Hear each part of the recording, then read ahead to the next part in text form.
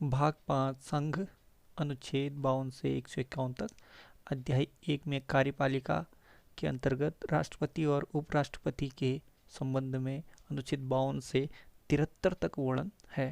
अनुच्छेद 52 में भारत का राष्ट्रपति, अनुच्छेद 53 संघ की कार्यपालिका शक्ति, अनुच्छेद 54 राष्ट्रपति का निर्वाचन, अनुच्छेद 55 राष्ट्रपति के निर्वाचन की रीति, अनुच्छेद 56 राष्ट्रपति की पदावधि, अनुच्छेद 57 पुनर्निर्वाचन के लिए पात्रता, अनुच्छेद 58 राष्ट्रपति निर्वाचित होने के लिए योग्यताएं, अनुच्छेद 59 राष्ट्रपति के पद के लिए शर्तें, अनुच्छेद 60 राष्ट्रपति द्वारा शपथ या प्रतिज्ञान, अनुच्छेद 61 राष्ट्रपति पर महाभियोग चलाने की प्रक्रिया, अनुच्छेद 62 राष्ट्रपति के पद रिक्त को भरने के लिए निर्वाचित करने का समय और आकस्मिक रिक्ति को भरने के लिए निर्वाचित व्यक्ति की पदावधि, अनुच्छेद 63 भारत का उपराष्ट्रपति, अनुच्छेद 64 उपराष्ट्रपति का राज्यसभा का पदेन सभापति होना, अनुच्छेद 65 राष्ट्रपति के पद में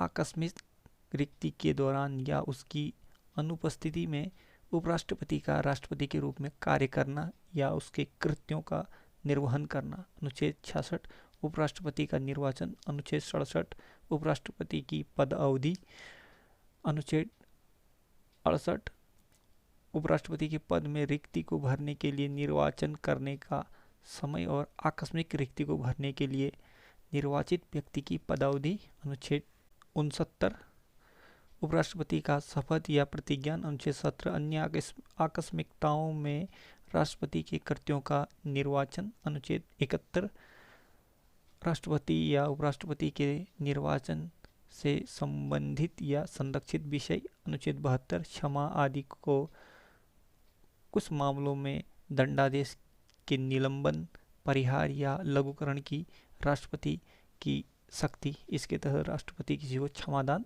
देता है, अनुच्छेद 73 संघ की कार्यपालिका शक्ति का विस्तार। अगला आता है मंत्री परिषद, जो अनुच्छेद 74 और 75 में वर्णन है।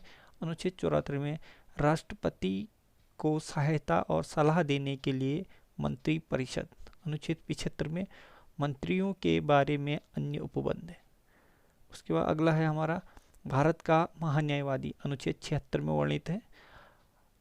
अगला है सरकारी कार्य का संचालन, अनुच्छेद 77 और 78 के बीच।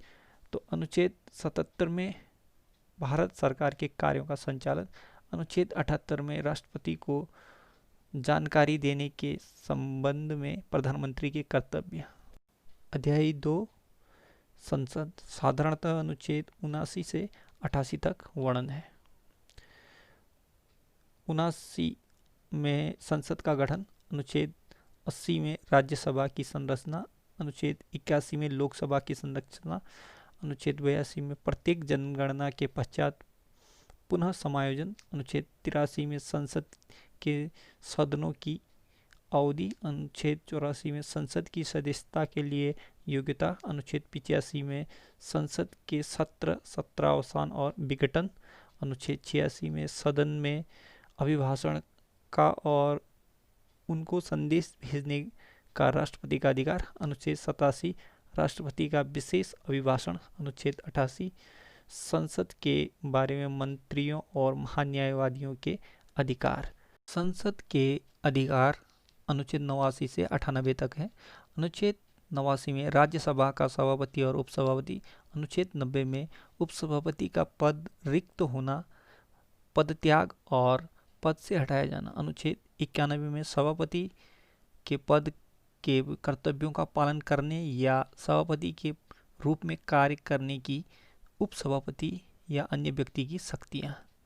अनुच्छेद 92 में जब सभापति या उपसभापति को पद से हटाने का कोई संकल्प विचाराधीन है तब उसका पीठासीन न होना। अनुच्छेद 93 लोकसभा का अध्यक्ष और उपाध्यक्ष, अनुच्छेद 94 अध्यक्ष और उपाध्यक्ष का पद रिक्त होना, पद त्याग और पद से हटाया जाना। अनुच्छेद 95 अध्यक्ष के पद के कर्तव्यों का पालन करने या अध्यक्ष के रूप में कार्य करने की उपाध्यक्षता या अन्य व्यक्तियों की शक्ति। अनुच्छेद 96 जब अध्यक्ष या उपाध्यक्ष को पद से हटाए जाने का कोई संकल्प विचाराधीन है तब उसका पीठासीन न होना। अनुच्छेद 97 सभापति और उपराष्ट्रपति तथा अध्यक्ष और उपाध्यक्ष के वेतन और भत्ते। अनुच्छेद 98 संसद का सचिवालय। अगला है कार्य संचालन। अनुच्छेद 99 और 100 में। अनुच्छेद 99 में सदस्यों द्वारा शपथ या प्रतिज्ञान। अनुच्छेद 100 में सदन में मतदान, रिक्तियों के होते हुए भी सदन की कार्य करने की शक्ति और गणपूर्ति। सदस्यों की निहर्ताएं या योग्यताएं। अनुच्छेद 101 से 104। अनुच्छेद 101 में स्थानों का रिक्त होना। अनुच्छेद 102 सदस्यों के लिए निहर्ताएं या योग्यताएं। अनुच्छेद 103 सदस्यों की निहर्ताओं से संबंधित प्रश्नों पर विनिश्चय। अनुच्छेद 104 अनुच्छेद 99 के अधीन शपथ लेने या प्रतिज्ञान करने से पहले या अहिर्ता न होने हुए या निहर्ताएं किए जाने पर बैठने और मत देने के लिए शक्ति। अगला है संसद और उसके सदस्यों की शक्तियां, विशेषाधिकार और उन्मुक्तियां। अनुच्छेद 105 से 106। 105 में संसद के सदनों की तथा उनके सदस्यों और समितियों की शक्तियां, विशेषाधिकार आदि। अनुच्छेद 106 सदस्यों की वेतन और भत्ते। विधायी प्रक्रिया। अनुच्छेद 107 से 111 तक। अनुच्छेद 107 विधेयकों के पुनः स्थापन और पारित किए जाने के संबंध में उपबंध। अनुच्छेद 108 कुछ दशाओं में दोनों सदनों की संयुक्त बैठक। अनुच्छेद 109 धन विधेयक के संबंध में विशेष प्रक्रिया। अनुच्छेद 110 धन विधेयक की परिभाषा। अनुच्छेद 111 विधेयकों पर अनुमति। विषयों के संबंध में प्रतिक्रिया। अनुच्छेद 112 से 117 तक। अनुच्छेद 112 में वार्षिक वित्तीय विवरण का संबंध है। अनुच्छेद 113 में संसद में प्राक्कलनों के संबंध में प्रक्रिया। अनुच्छेद 114 में विनियोग विधेयक। अनुच्छेद 115 में अनुपूरक, अतिरिक्त या अधिक अनुदान। अनुच्छेद 116 में लेखानुदान, प्रत्यानुदान और अपवादानुदान। अनुच्छेद 117 में वित्त विधेयक के बारे में विशेष उपबंध है। साधारणतया प्रक्रिया। अनुच्छेद 118 से 122 तक। 118 में प्रक्रिया के नियम। 119 में संसद में वित्तीय कार्य संबंधी प्रक्रिया या विधि द्वारा विनियमन। अनुच्छेद 120 में संसद में प्रयोग की जाने वाली भाषा। अनुच्छेद 121 में संसद में चर्चा पर निर्बंधन। अनुच्छेद 122 में न्यायालयों द्वारा संसद की कार्यवाही की जांच न किया जाना। अध्याय 3 राष्ट्रपति की विधायी शक्तियां। अनुच्छेद 123। अनुच्छेद 123 में संसद के विश्रांति काल में अध्यादेश प्रख्यापित करने की राष्ट्रपति की शक्तियां। अध्याय 4 संघ की न्यायपालिका। अनुच्छेद 124 से 147 तक। अनुच्छेद 124 उच्चतम न्यायालय की स्थापना और गठन। अनुच्छेद 125 न्यायाधीशों के वेतन आदि। अनुच्छेद 126 कार्यकारी मुख्य न्यायमूर्ति की नियुक्ति। अनुच्छेद 127 तदर्थ न्यायाधीशों की नियुक्ति। अनुच्छेद 128 उच्चतम न्यायालय की बैठकों में सेवानिवृत्त न्यायाधीशों की उपस्थिति। अनुच्छेद 129 उच्चतम न्यायालय का अभिलेख न्यायालय होना। अनुच्छेद 130 उच्चतम न्यायालय का स्थान।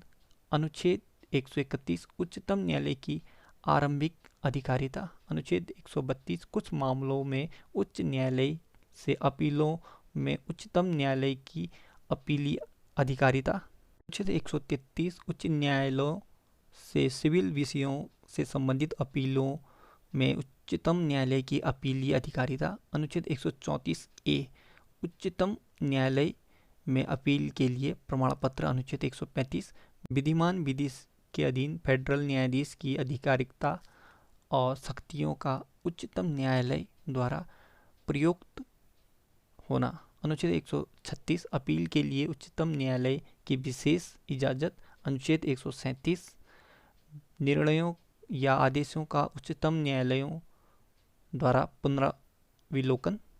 अनुच्छेद 138 उच्चतम न्यायालय की अधिकारिता में वृद्धि। अनुच्छेद 139 कुछ रिट निकालने की शक्तियों का उच्चतम न्यायालयों को प्रदत्त किया जाना। अनुच्छेद 139 ए कुछ मामलों का अंतरण। अनुच्छेद 140 उच्चतम न्यायालयों की अनुसांगिक शक्तियाँ।